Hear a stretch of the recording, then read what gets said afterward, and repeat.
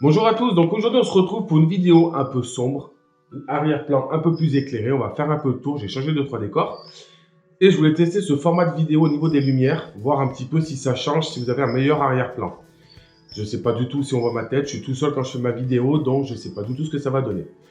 Je voudrais venir déjà, hier je suis tombé sur une chaîne qui s'appelle The Top Man, je crois, ou The Top Man français, enfin une chaîne comme ça, où ça va dire que des conneries. Alors évitez cette chaîne. Moi, je parle même du principe où c'est des chaînes qui ne devraient pas exister. 100 000 abonnés pour des chaînes, alors, très gros moyens de mise en scène, de mise en place, de buzz avec des photos tape à l'œil. Et j'ai remarqué de toute façon sur YouTube, si on fait du tape à l'œil au niveau des buzz, au niveau du putaclic, on va avoir beaucoup de vues et beaucoup de personnes qui vont venir sur notre chaîne.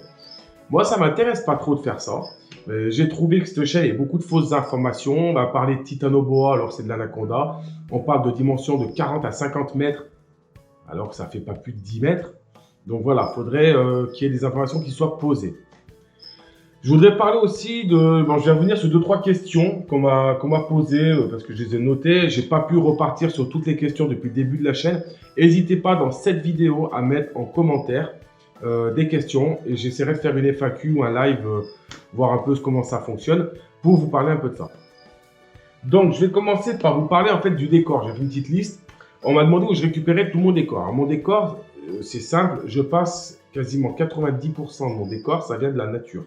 Je passe des heures à marcher en forêt, au bord des étangs, dans des rivières. Je récupère des morceaux de bois, des racines, des troncs, des lianes en forêt que je fais sécher, que j'enroule dans ma cave, dans le garage, que je vais préparer, des écorces que je vais enlever, du liège que je récupère.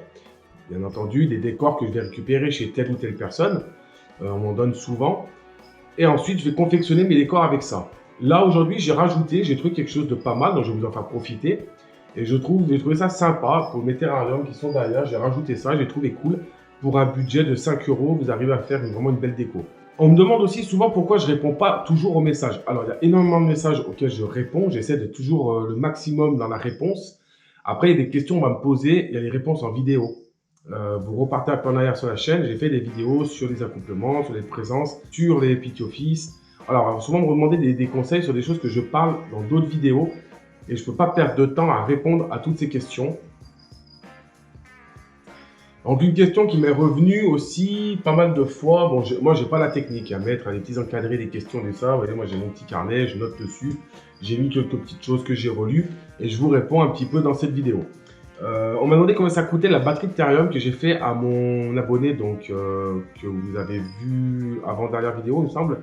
Vous allez avoir bientôt les prochaines vidéos, parce que là on a installé les bêtes, donc on va faire la vidéo du terrarium vraiment complet, une belle vidéo. Je la ferai en 3 parties, je pense, ou 2 parties, parce que le problème c'est que si je fais des vidéos de 20 minutes, vous en regardez 4.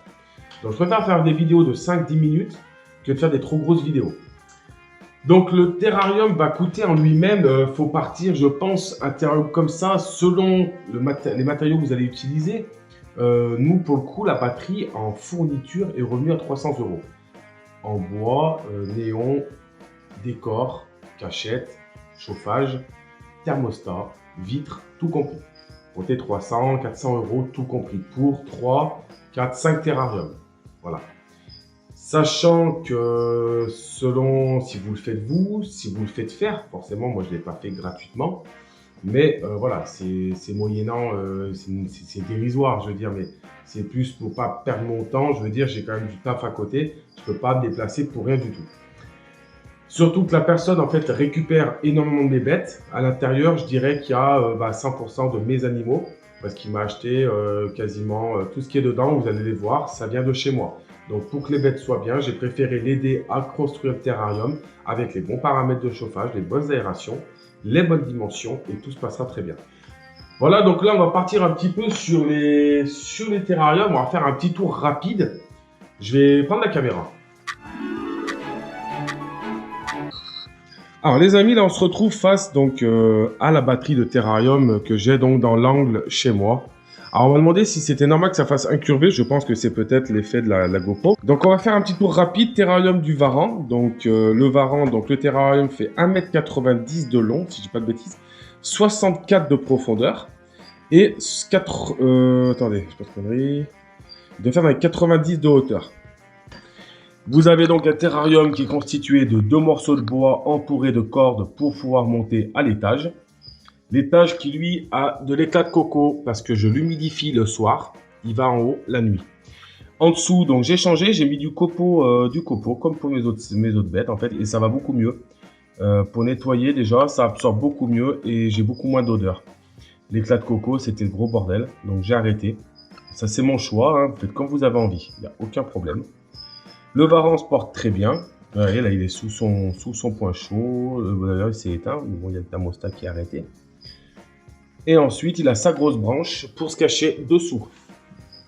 Donc son bac d'eau, hein, j'en ai parlé dans une petite vidéo précédente, j'ai mis un plus grand bac d'eau parce qu'il adore aller dedans. Ça a beau être des lézards désertiques, ça aime quand même l'humidité et je trouve que depuis il a toujours une peau parfaite et la mue n'est pas en plein de lambeaux comme c'était avant. Donc on va passer sur les Ridley. Alors les Orthriophyes tenuris Ridley, donc là vous allez sûrement remarquer qu'est-ce que j'ai fait comme changement. Et ben vous voyez, c'est la corde. Tout simplement, j'ai mis, en fait je suis allé à Action. Voilà, j'aime bien parler de ce magasin, je ne suis pas sponsorisé, hein, je les paye. Et j'ai acheté en fait un rouleau de corde de 10 mètres à 4 €. Alors celle-ci fait 4 €, celle-ci fait 75 centimes.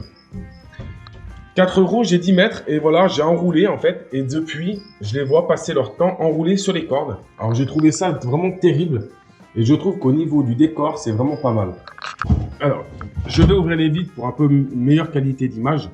Vous voyez, on est dans le noir, j'espère que vous aurez une belle qualité. Je ne vais pas trop m'approcher parce qu'elles sont un peu cucules sur les bords. Donc vous voyez mon terrail avec des petits défauts hein, de peinture parce que forcément ben, ça part avec le temps. Donc en haut vous avez un renfort bien entendu en acier plein parce que dessus le terrarium fait plus de 300 kg. Donc j'ai été obligé de renforcer avec un carré en acier. Énormément de branchage avec un gros tube de liège. Vous voyez, elle vient régulièrement à l'intérieur se poser. L'autre est régulièrement sur le bas. Elles ne sont jamais toutes les deux en hauteur. Il y en a toujours une qui est posée en bas. Et ça se balade dans tout le terrarium. Alors vous voyez, c'est un terrain quand même qui est assez grand. C'est des bêtes qui font 2,80 m pour une, je crois 2,40 m pour l'autre. Et de mémoire, le terrain fait 1,35 m de hauteur sur 1,10 m de largeur sur 60 de profondeur. Donc vous voyez, ça fait quand même un beau terrarium et elles se plaisent vraiment bien à l'intérieur. Les accouplements se font, malgré que j'ai pas eu à changer à les mettre en fait en séparation hivernale comme je fais habituellement. Donc toujours pareil, hein, mon petit aimant avec ma tige filetée. Ensuite, on va passer au Coleonatus radiatus. Là, j'ai pas remis les tiges filetées volontairement. Donc les Coleonatus radiatus, donc c'est pareil, c'est une couleuvre asiatique. Donc je vais vous montrer ça. Donc pareil, terrarium. Alors là, pareil, il fait dans les 110 de largeur sur 135 de hauteur sur 50 de profondeur. Il est un peu moins profond. Et par contre, vous pouvez voir hein, le décor avec les cordes. Donc vous voyez, j'ai aménagé ça un peu à l'arrache. Et vous voyez, ça fait vraiment, je trouve, un décor sympathique avec énormément d'aération. Bien entendu, il ne faut pas lésiner sur les aérations. Je dirais jamais assez. Pour ceux-là, ils ont le chauffage qui est complètement derrière, en fait, tout en haut. Derrière le terrarium avec le néon qui est au-dessus. Et vous voyez, ça fait une belle partie. Ils s'éclatent à l'intérieur. Bon, bah là, ils sont en hauteur, ils bougent un peu plus le soir.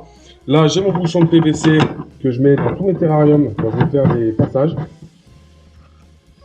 Donc là, vu qu'elles sont en séparation pour accouplement, mais de toute façon, je ne vais pas les accoupler cette année. J'ai pas envie, donc je vais les laisser séparer, je pense. Vous voyez, la femelle est là-haut. Hop. Donc super couleuvre, assez nerveuse hein, quand elle est dans son terrarium. Vous voyez, je ne sais pas si elle va se mettre en S. En fait, quand elles ont peur, celles-ci se mettent vraiment en S comme les Goniosoma. Hop, on va l'embêter un petit peu. Donc très belle couleur, pas encore à taille adulte. Vous voyez, elle doit faire dans les allez, 1,40 m. 1,40 m avec un petit 3 cm de diamètre. À 2,5 à peine, donc elle va prendre encore un petit peu. Et voilà, elle adore se poser en haut. Des fois, elle vient se mettre dans ce tube. Ouais, d'ailleurs, il reste un bout de mue à l'intérieur, je n'avais pas vu. Voilà, très belle mue, fait toujours des jolies mues. Et vous voyez, hein, la corde, toujours pareil, ça fait vraiment un joli décor, je trouve, dans ces terrariums avec le fond noir. Au niveau des copeaux, bah, pareil, hein, c'est toujours propre, toujours nickel. Ça vient chier dans les angles, donc forcément, je ramasse régulièrement. L'eau est changée toutes les semaines, tous les 5 jours, ça dépend. Celles-ci, elles sont propres, donc il n'y a pas de problème. Je change régulièrement mon eau. Et voilà, ça fait des terrariums relativement sympas. Alors moi, ça me fait un angle que j'aime beaucoup. J'aimerais bien par la suite passer plus de poteaux en hauteur, mais il tient pas, donc c'est un peu la chiotte. Et puis notre paludarium, bon, j'ai enlevé les vides pour vous montrer parce que forcément elles sont sautées dessus pendant la nuit, donc ça fait plein de traces. Alors j'ai toujours pas eu le temps d'enlever ma vide de devant, c'est pas grave. Là je vais vaporiser. C'est ça, 2 fois par jour. Bon, je l'ai pas fait aujourd'hui. Alors les vides, pourquoi elles sont crades? Parce que forcément je vaporise dessus, je me prends pas la tête. Mes plantes, elles poussent super bien, vous voyez. Hein. Je vais vous éclairer un petit peu plus pour voir le devant, si vous voulez. Alors, je vous ai mis plein pot de lumière, là, pour vraiment que vous ayez une belle vue des plantes, voir la couleur qu'elles ont. Et avoir une belle vue du palu. C'est vrai que moi, je le trouve magnifique. Je kiffe mon paludarium, je l'adore. Pour l'instant, c'est des grenouilles à l'intérieur, donc des Littoria. Voilà, on en a une qui est là-bas. On en a une qui est là-haut. On en a une qui est, je sais pas où, là derrière. Je sais pas si vous la verrez.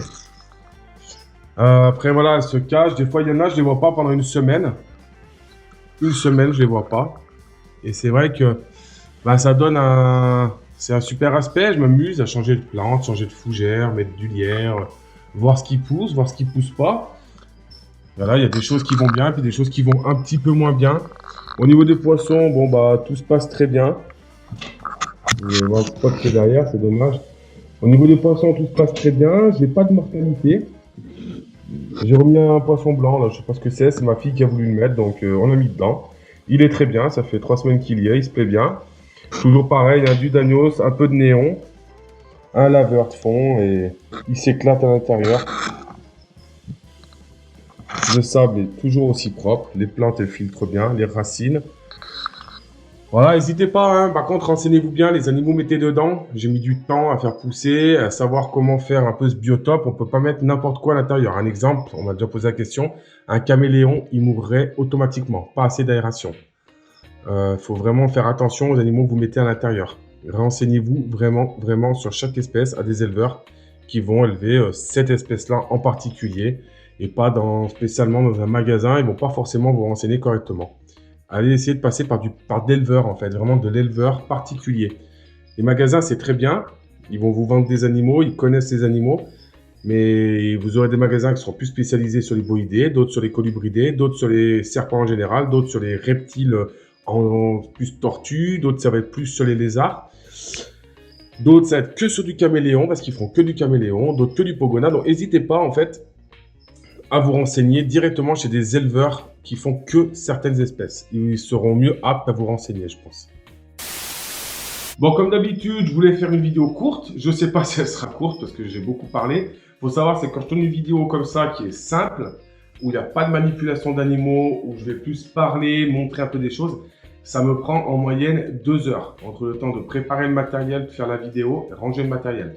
J'ai ensuite derrière une bonne heure et demie de montage. Ensuite, il faut que j'extrais la vidéo et ensuite, il faut que je la publie sur YouTube. Donc, ça va me prendre en tout et pour tout 4 heures. 4 heures par semaine minimum pour une vidéo. Quand ça veut bien marcher, parce que des fois, YouTube, ça plante, et des fois, c'est le PC qui ne veut pas charger. Donc, c'est un peu compliqué. Voilà, j'espère que ça vous aura plu. J'essaie de vous faire une vidéo pour la semaine prochaine et je vous dis à bientôt. Salut tout le monde!